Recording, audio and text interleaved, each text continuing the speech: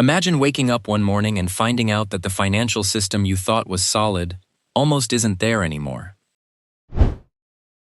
Not because of a war, not because factories suddenly stopped working, and not because the world ran out of money. It happened because millions of people couldn't keep paying for their homes. And somehow, those unpaid mortgages had been quietly connected to banks, investment firms, retirement accounts, insurance companies, and governments all over the world. By the fall of 2008, some of the biggest financial institutions on Earth were either collapsing or getting dangerously close. People watched their savings shrink. Businesses couldn't get loans. Families lost jobs. Home prices dropped. Banks stopped trusting other banks. And for a terrifying moment, nobody really knew where it would stop. The strangest part? A few years earlier, almost everyone thought things were going great. Homes were getting more expensive. Banks were making huge profits. Credit was easy to get. Wall Street was celebrating. The system looked strong, but underneath it was something like a house with beautiful new paint, sitting on rotten wood. So how did we get there? How did people buying ordinary houses in American suburbs help trigger the worst global financial crisis since the Great Depression? And more importantly, could it happen again? To understand that, we need to go back in time. Because 2008 wasn't the first time the financial world completely lost its mind. Let's start with 1929. You've probably heard the words Great Depression, but let's forget the history book language for a second. What did it actually mean? During the 1920s, the United States was booming. Businesses were growing. New technology was spreading. Cars were becoming common. Factories were producing more goods. And the stock market kept going up. When people see prices rising for long enough, something interesting happens. They start believing prices can't fall. Imagine your neighbor buys something for $100. A month later, it's worth $120. Then $150. Then $200. Eventually you stop asking, is this thing really worth $200? Instead, you start asking, how much money am I losing by not buying it? That's dangerous. And that's basically what happened with stocks. Ordinary Americans started putting money into the market. Some even borrowed money to buy stocks. Why not? If stocks kept rising, you could borrow $1,000, make $300, pay back the loan, and keep the difference. Easy money. Until it wasn't. In October 1929, stock prices crashed. Suddenly, people who had borrowed money were in trouble. Banks were in trouble too. And back then, bank accounts didn't have the same protections Americans have today. So rumors that a bank might fail could cause customers to rush there and demand their cash. But banks don't keep everyone's money sitting in a giant vault waiting for them. They lend much of it out. So if everyone asks for their money at the same time, there's a problem. Banks failed, businesses closed, unemployment exploded. By 1933, roughly 1 in 4 American workers was unemployed. The crisis lasted for years and changed how governments thought about banks, markets, and financial regulation. But here's what's important for our story. The Great Depression taught the world a painful lesson. When confidence disappears, financial problems can spread incredibly fast. People remembered that lesson. Then decades passed, and, well, people have a talent for forgetting expensive lessons. Fast forward to 1997. This time, the crisis didn't begin in New York. It began in Asia. During the years before 1997, countries like Thailand, Indonesia, and South Korea had experienced incredible economic growth. Foreign investors wanted in. Money poured into the region. Businesses borrowed. Construction exploded. Property prices climbed. Everything looked fantastic. Sound familiar? There's a pattern here. When things go well for a long time, people start treating things are going well as some kind of law of nature. But much of this growth depended on borrowed money, and a lot of that money came from overseas. Think about it like running a successful restaurant using borrowed cash. Every month, more customers arrive, so you borrow money to add tables. Then you borrow more to open another location. Then another. As long as customers keep coming, everything works. But if customers suddenly disappear, you still have the debt. That's basically what happened. Investors started worrying that some Asian economies had borrowed too much. They began pulling their money out. Then other investors saw them leaving and thought, Wait, do they know something I don't? So they pulled their money out too. Fear created more fear. Currencies dropped sharply. Companies suddenly found their debts much harder to repay. Businesses failed, people lost jobs. Governments had to take emergency measures. The International Monetary Fund stepped in with huge financial rescue programs. Eventually, the region recovered. But once again, the world received a warning. Debt can create enormous growth. It can also create enormous problems. And when everyone tries to escape at the same time, the exit door gets very small. Now let's move forward another decade. To the United States in the early 2000s, because this is where our main story really begins. And strangely enough, it begins with something incredibly normal: a house. For generations, owning a home had been part of the American dream. You get a job, you save some money, you get married, maybe start a family, and eventually you buy a house. The problem is that houses are expensive. Most people can't walk into a bank and say, "Here's $300,000 in cash, I'll take that one." Instead, they get a mortgage. A mortgage is simply a very large loan used to buy a home. The bank gives you the money, you buy the house. And then you spend maybe 15, 20, or 30 years paying the bank back. Nothing unusual about that. Banks had been doing it forever. But in the early 2000s, something started changing. Banks and mortgage companies became increasingly willing to lend money to people who, in earlier years, might have struggled to qualify. Maybe their income wasn't very high. Maybe they already had other debts. Maybe their credit history wasn't great. Sometimes the loan looked affordable at first, because the initial interest rate was low. The monthly payment seemed manageable. A family might look at the numbers and think, "Okay, we can do this." And the lender might look at the same family and think, "Sure, why not?" Because there was one assumption sitting underneath the entire deal: house prices would keep going up. If someone bought a house for $200,000 and later couldn't make the payments, well, the house might already be worth $230,000. Sell it, pay back the loan, problem solved. At least, that was the idea. And for a while, it worked. Home prices kept rising, people saw their neighbors buying houses and making money, banks saw mortgages generating profits, investors wanted more, so lenders made more loans, then more, and more. The standards slowly became weaker, and this is where the story takes a strange turn.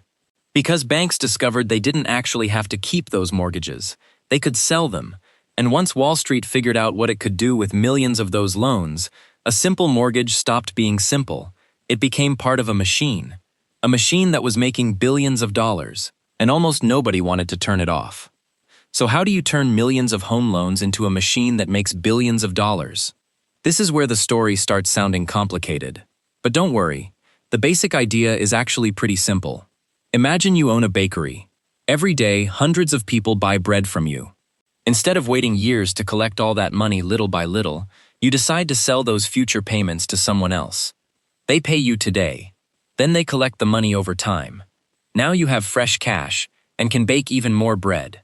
Banks realized they could do something very similar with mortgages. Instead of keeping a mortgage for the next 30 years, they bundled thousands of mortgages together into one giant package. Then they sold that package to investors. Those investors could be pension funds, insurance companies, investment firms, even organizations managing retirement savings for ordinary workers. Every month, homeowners made their mortgage payments. Those payments flowed into the package, and investors earned money from them. On paper, everyone won. The bank got its money back immediately. Investors earned steady income. More families got mortgages. The housing market kept growing. Sounds like a perfect system. But there was one huge problem. The people making the loans no longer had to worry as much about what happened years later. Think about selling used cars. If you know you'll be responsible for fixing every car you sell, you'll inspect each one carefully. But if you sell the car and never see it again, you might not be quite as picky. That's not exactly what happened, but it's close enough to understand the incentive.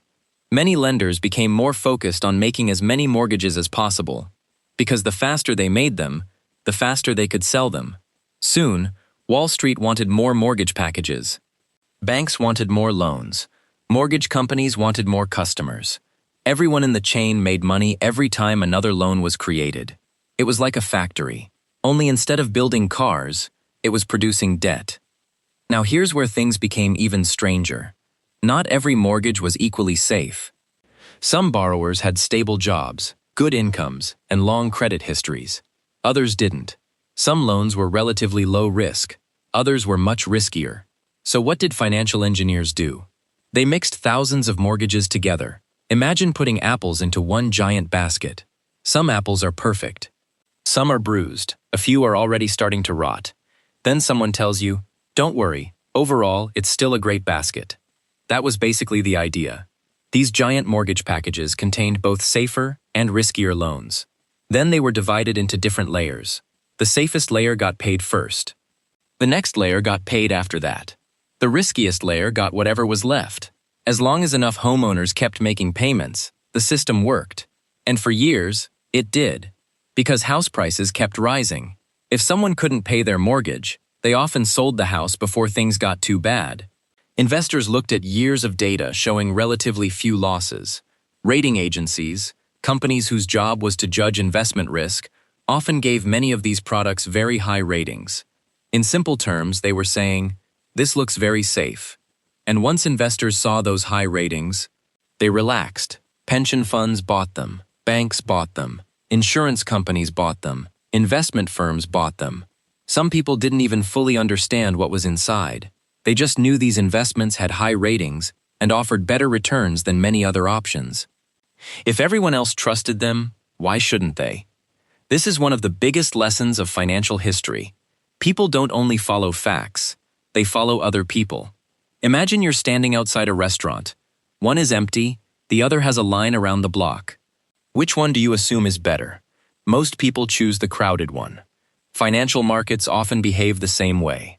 When everyone is buying something, it feels safer to buy it too, even if nobody has stopped to ask whether it actually deserves all that confidence. This is sometimes called a bubble. A bubble happens when prices keep rising, mostly because people expect prices to keep rising, not because the underlying value has changed very much. It's surprisingly human. Nobody wants to miss out, and nobody wants to be the only person saying, "Maybe we're getting carried away." Then something changed. Around 2006, home prices in many parts of the United States stopped rising as quickly. Then they flattened. Then, in many places, they started falling. At first, it didn't seem like a disaster. Markets go up, markets go down. That's normal. But housing had become the foundation underneath an enormous financial system. Remember the assumption that held everything together? If borrowers got into trouble, the house could simply be sold. Now that assumption wasn't always true. Imagine buying a house for $300,000. A year later, it's worth only $250,000. But you still owe almost $300,000 on the mortgage. Selling the house no longer solves the problem. Some families couldn't refinance their loans. Others saw their monthly payments suddenly increase because the introductory low interest rates expired. Many had stretched their budgets believing home prices would continue climbing. Now they were trapped. Missed payments started increasing. Then foreclosures began. A foreclosure happens when the lender takes back the house because the borrower can no longer keep up with the mortgage payments. One foreclosure became 10. 10 became thousands. Thousands became hundreds of thousands. The mortgage packages that investors believed were so safe suddenly didn't look so safe anymore. Nobody knew exactly how much bad debt was hiding inside them. And that's when fear entered the room. Banks began asking themselves uncomfortable questions. What if the bank we're doing business with owns billions of dollars of these mortgage investments? What if they're in worse shape than anyone realizes? Trust, the invisible glue holding the financial system together, started disappearing. And once trust begins to crack, events can move much faster than anyone expects. Within months, some of the biggest names on Wall Street would be fighting for survival. And one collapse in particular would send shockwaves across the entire planet. By September 2008, the pressure had become impossible to ignore. One by one, major financial companies were reporting massive losses. Some were desperately looking for buyers. Others needed emergency loans just to stay alive. Then came the moment that changed everything. Lehman Brothers. It wasn't a household name for most Americans. You couldn't walk into a Lehman Brothers store. You didn't buy groceries there. But behind the scenes, It was one of the largest investment banks in the world. It had existed for more than 150 years. It had survived wars. It had survived recessions. People assumed it would survive this too. It didn't. On September 15, 2008, Lehman Brothers filed for bankruptcy. It became the largest bankruptcy in American history at the time. And suddenly, people everywhere started asking the same question. If Lehman can fail, who else is next? That question was terrifying. Because banks don't work in isolation. They constantly lend money to one another. They buy each other's financial products. They rely on each other every single day. Imagine a city where every restaurant buys ingredients from every other restaurant. If one suddenly shuts down without warning, nobody knows who has already paid for deliveries, who still owes money, or who's about to run out of supplies. For a while, everyone stops trusting everyone else. That's basically what happened in finance. Banks became afraid to lend, not because they suddenly hated making money, because they honestly didn't know who might collapse tomorrow. And when banks stop lending, the entire economy begins slowing down. Businesses couldn't get loans to pay employees. Companies delayed investments. Some canceled expansion plans. Others started laying people off. Credit became harder to get. Families postponed buying cars. Many canceled vacations. Some stopped spending unless absolutely necessary. It became a chain reaction. One problem created another, then another, then another. For ordinary people, the crisis didn't feel like charts or headlines. It felt personal. Someone lost a job they'd had for 20 years. A family discovered their retirement savings had fallen dramatically. Another family packed their belongings into boxes after losing their home. College graduates entered one of the worst job markets in decades. Small business owners watched customers disappear almost overnight. Even people who had never invested in the stock market still felt the effects. If the company they worked for struggled, still felt their paycheck was suddenly at risk. If local businesses closed, their town changed. If home prices fell, their biggest investment lost value. The crisis spread far beyond Wall Street. It reached ordinary streets. Across America, across Europe, across much of the world. Global trade slowed. Governments worried about unemployment rising even higher. Many economists feared something even worse than a recession. They feared another Great Depression. So why didn't that happen? Because governments and central banks stepped in with extraordinary measures. Normally, governments don't like rescuing private companies. After all, businesses are supposed to succeed or fail on their own. But officials believed this situation was different. They worried that if several more major banks collapsed, the entire financial system could freeze. So they made a controversial decision. They spent enormous amounts of public money to stabilize the system. The U.S. government approved hundreds of billions of dollars through programs designed to support banks and financial markets. The Federal Reserve, the central bank of the United States, also took actions on a scale that few people had ever imagined. It lowered interest rates to almost zero. Why? Because lower interest rates make borrowing cheaper. The hope was simple. If businesses and families could borrow more easily, they would keep spending and investing. The Federal Reserve also created special lending programs to provide cash to financial institutions that suddenly couldn't find money elsewhere. Think of it like firefighters arriving before an entire neighborhood catches fire. They weren't trying to save every single house. They were trying to stop the fire from spreading. Governments in Europe and many other countries took similar emergency actions. Slowly, very slowly, confidence began returning. Banks started lending again. Businesses adjusted. Markets stabilized. The world avoided a complete financial collapse. But the recovery wasn't quick. For millions of people, it took years to rebuild savings, careers, and financial security. Some communities never fully recovered. So, could something like 2008 happen again? The honest answer is yes, but probably not in exactly the same way. After the crisis, many financial rules became stricter. Banks were required to hold more capital. That's basically a larger financial safety cushion. Mortgage lending standards became tighter. Stress tests were introduced. Think of them as emergency drills for banks. Regulators ask questions like, what happens if unemployment suddenly jumps? What happens if home prices fall sharply? What happens if another recession hits? The goal is to make sure banks could survive difficult situations, before those situations actually happen. Does that mean the system is now perfectly safe? No. Financial systems are built by human beings, and humans tend to repeat certain mistakes. When markets stay strong for many years, confidence grows.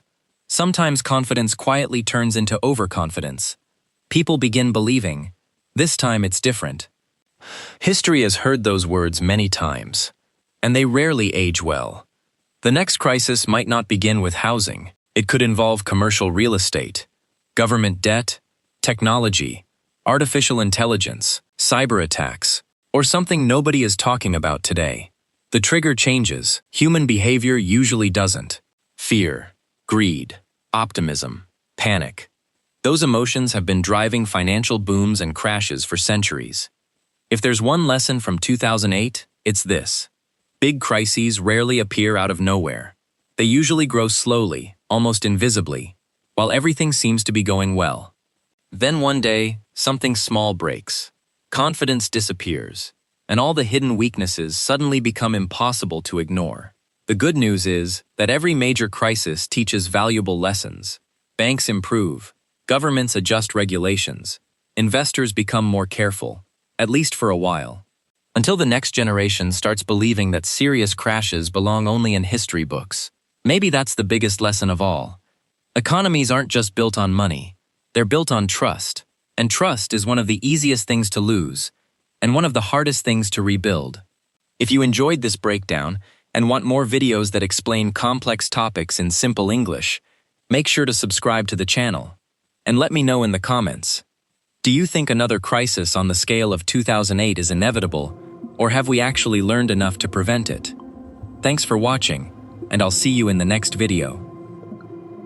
I want to buy swaps on mortgage bonds, credit default swap that will pay off if the underlying bond fails. You want to bet against the housing market? Yes. Why? Those bonds only fail if millions of Americans don't pay their mortgages. That's never happened in history. If you'll excuse me, Dr. Berry, it seems like a foolish investment. Based on prevailing sentiment of the market, banks, and popular culture, yes, it's a foolish investment, but everyone's wrong. That's a good one. This is Wall Street, Dr. Berry. If you offer us free money, we are going to take it. My one concern is that when the bonds fail, I want to be certain of payment in case of solvency issues with your bank. I'm sorry, are you for real? You want to bet against the housing market, and you're worried we won't pay you. Yes, that's correct. 6 mortgage-backed securities all onshore. Yeah, we're prepared to sell you $5 million in credit default swaps on these mortgage bonds. Can we make it $100 million? Absolutely, we can make it 100 million. We'll be in touch. Send some paperwork over. I like these cups. Could I take one for my son? Yes. Thank you. I have 2. Your money make up like somebody about to pay you. Don't worry about the meters, keep your nose up in the air. You know I got it. If you wanna come get it, stand next to this money like